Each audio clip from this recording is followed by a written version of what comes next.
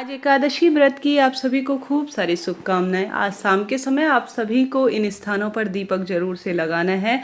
दीपक लगाने मात्र से ही और साथ ही उन देवी देवताओं का हम ध्यान नाम स्मरण करते हैं और उनसे भूल चूक के लिए क्षमा प्रार्थी होते हुए अपना समर्पण भाव उनके प्रति प्रदर्शित करते हैं, तो भगवान को हमारा दीप प्रज्वलन करना भी संपूर्ण विधान के समान मान्य होता है। तो आप सभी को सरलतम भाव से सरलतम तरीके से शाम के समय इन स्थानों पर दीपक जरूर से लगाना है। एकादशी व्रत के दिन दीपक लगाने की महत्वता और उनसे संबंधित जो नियम होते हैं वह थोड़ा सा बदल जाते हैं, तो ध्यान से सुनिए। एकादशी व्रत के दिन आप सभी को दीपक कहाँ पर लगाना है। सबसे पहले तो मंत्रोच्चार जरूर से कीजिएगा। जब भी जो है हम नाम ध्यान स्मरण करते हैं तभी वह कार्य पूर्ण होता है। तो जहाँ पर भी आप सभी को दीप लगाने की मैं बता रही हूँ उपाय नियम के तौर पर, आप सभी को वहाँ पर आवश्यक रूप से सर्वश्रेष्ठ श्रीमद् भगवद गीता का मंत्र ओम नमो भगवते वासुदेवाय महामंत्र का जाप करना है। या जो है आप सभी शिव महापुराण का मूल मंत्र श्री शिवाय नमस्तुभ्यम मंत्र का भी जाप कर सकते हैं। शास्त्र विधान कहता है घर जो गृहस्थ जन होते हैं शिव और श्री हरि विष्णु का बराबर से पूजन करना चाहिए। दोनों एक दूसरे के पूरक हैं, तो कोई दिक्कत की बात नहीं है। मंत्र जाप जरूर से करते हुए दीपदान करें।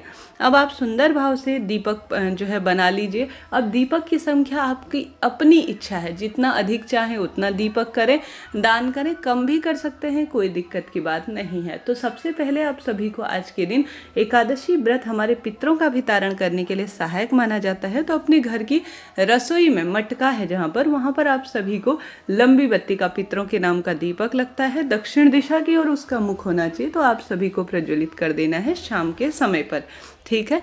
यहाँ पर भी आप सरल साधारण तरीके से जो मैंने मंत्र बताए हैं उनका ही जाप करें और साथ के साथ आप सभी इस बात का ध्यान रखें, सबसे उत्तम घी का दीपक, गौ माता का शुद्ध घी बताया जाता है, उसका प्रयोग करें। नहीं तो तिल्ली का तेल भी आप काम में ले सकते हैं, इच्छा आपकी है, ठीक है। यही दो दीपक जो है, यही तेल सबसे उत्तम बताए जाते हैं शास्त्रों में। इसके अलावा तो जो आपकी इच्छा है, जिस स्वरूप में भगवान ने दिया है, जो है तेरा तुझको अर्पण क्या लागे मेरा, यह कहते हुए आप सभी जो देंगे भगवान उसे स्वीकार करेंगे, आपके मन की कामना भी सिद्ध करेंगे। पहला उपाय आपको पहला दीपक यहाँ पर लगाना है। दूसरा दीपक आप सभी को आप अपने घर के मंदिर में जरूर से दीपक लगाते होंगे, उत्तम है। अपने अन्य देवी देवता, अपने कुल देवी, अपने पितरों का स्मरण ध्यान और अन्य देवी देवताओं के नाम का एक अलग से दीपक प्रज्वलित करें। परंतु एकादशी तिथि के दिन श्रीहरि विष्णु को मान्य है, यह तिथि उन्हीं को समर्पित है, तो उनके नाम का एक दीपक आप जरूर से अलग से लगाने का प्रयत्न करें। मैं हमेशा आप सभी को यह बात बताती हूँ कि अलग से लगाया गया दीपक सब कामना की सिद्धि के लिए सहायक होता है और उन देवी देवता को हम वह समर्पित कर रहे हैं। एक ही में आप लगा देंगे, एक ही दीपक लगा देंगे, तो यह ठीक नहीं है। एक दीपक अलग से लगाएं, एक आप दीपक दूसरा जो है आज विशेष तिथि पे उनके निवृत्त लगाएं। आज आप सभी माटी का भी ले सकते हैं, आटे का भी ले सकते हैं। बस माटी का दीपक जो है वह साफ सुथरा धुला हुआ होना चाहिए, इस बात का ध्यान रखते हुए आप कार्य करें, ठीक है। यह बात हो गई दीपक की और बात कर लेते हैं तीसरे दीपक की। तीसरा दीपक आपको माँ तुलसा के आगे लगाना है। आज के दिन माँ तुलसी में जल नहीं चढ़ाया जाता, तुलसी जो है तोड़ी नहीं जाती, परंतु तुलसी की माटी को मस्तक पर धारण कर कर माँ तुलसी को प्रणाम करते हुए, स्पर्श करते हुए, माँ तुलसी जो है माँ लक्ष्मी के स्वरूप में मानी जाती है। आप सभी को माँ तुलसी के आगे एक दीपक जरूर से लगाना है, प्रज्वलित करना है, तभी आपको एकादशी का व्रत संपूर्ण रूप से विधान से परिपूर्ण प्राप्त होगा और जीवन में सब सुख आपको प्राप्त हो जाएंगे। यह बात हो गई 3 दीपक के उपाय की। अब बात कर लेते हैं चौथा उपाय। श्री हरि विष्णु स्वयं श्री कृष्ण स्वरूप में कहते हैं, वृक्षों में मैं पीपल हूँ, तो आप सभी को पीपल वृक्ष के नीचे श्री हरि विष्णु के निवृत्त गोल बत्ती का दीपक जरूर से आज ओम नमो भगवते वासुदेवाय महामंत्र का जाप करते हुए लगाना है। आप सभी से अनुरोध है, अभी तक आपने मंत्रों का दान करते हुए ओम नमो भगवते वासुदेवाय या महादेव की जयकारे नहीं लगाए हैं तो कृपया जरूर से लगा दीजिएगा। चैनल पर नए हैं तो लाइक शेयर सब्सक्राइब कीजिएगा, लाभ मिलेगा। यह बात हो गई दीपक की। साथ ही आज शाम के समय आप सभी से संभव हो तो श्री हरि विष्णु से संबंधित कोई सरल से मंत्र का जाप करने का प्रयत्न करें, लाभ होगा। पीले फूल की माला अपने हाथ से बनाकर अगर आप श्रीहरि विष्णु के मंदिर में या महादेव के मंदिर में समर्पित कर आ जाते हैं तो भी यह शुभ काम के रूप में जाना जाएगा। दीपक जो भी प्रज्वलित कर रहे हैं ध्यान रखें, गलती ना करें कि दीपक से दीपक प्रज्वलित हो, यह गलत माना जाता है। और साथ ही इस बात का भी ध्यान रखें कि जो भी दीपक ले रहे हैं उसमें घी और तेल एक में ना मिलाए, साफ सुथरा दीपक होना चाहिए।